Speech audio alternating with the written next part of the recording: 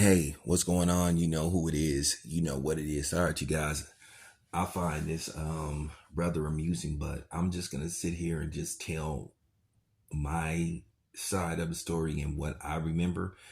Keep in mind, Danny Garcia was asked about this back in 2019. Um, 2019, 2018, if I'm not mistaken. So he was asked about this. Danny Garcia is now saying, "Hey, I'll fight Terence Crawford. I'm willing to get in the ring with him." You know, after all these years, he was doing interviews saying that he wants to talk to Terence Crawford about setting up a fight and start negotiations to fight Terence Crawford sometime in the near future. Um, the problem is with Danny Garcia. Danny Garcia in 2019, he was the mandatory for the WBO. He elected to fight other people. He elected to fight, Adrian Granados and people like that. He elected to fight Adrian Granados. I was at that fight, you know, um, at the Home Depot Center, and he took over $1 million less to take that fight. So let's not make it look like Al Heyman was putting his fighters always in a position where they could make um, lucrative money.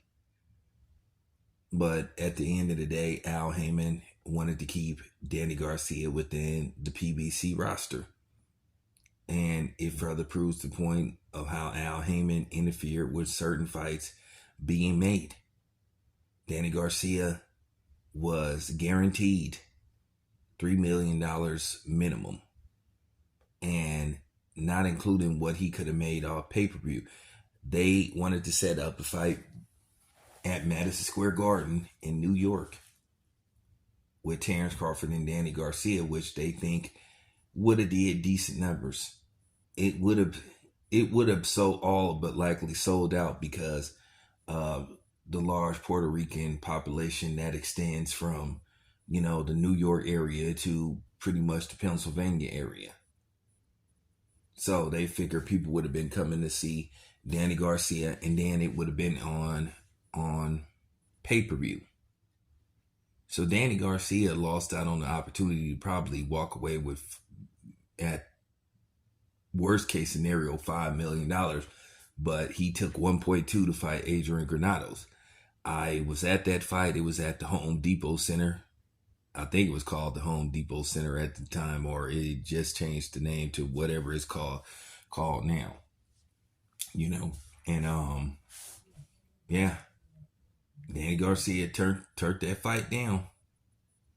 Or no, his famous words was, "Call Al Heyman." So this once again proves my point. What I was saying and been saying about Al Heyman now, how Al Heyman interfered with some of his fighters getting massive paydays, but he wouldn't let them fight outside, for the most part, the PBC circle. So you have to just keep it a buck. Why would Terence Crawford entertain the thought of fighting Danny Garcia at this point? What does Terence Crawford at this point get out of fighting Danny Garcia? You just gotta keep it a buck. When was the last time we seen Danny Garcia in the ring? Yeah, it's been a while.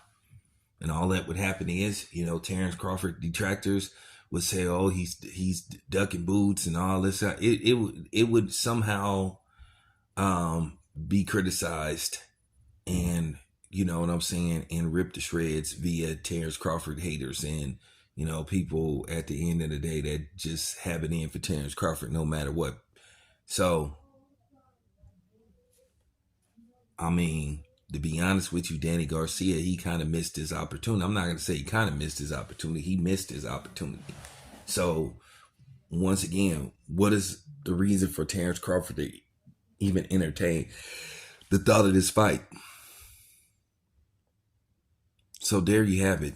That's just my thought on the situation anyway. It's your boy Town. I'm out.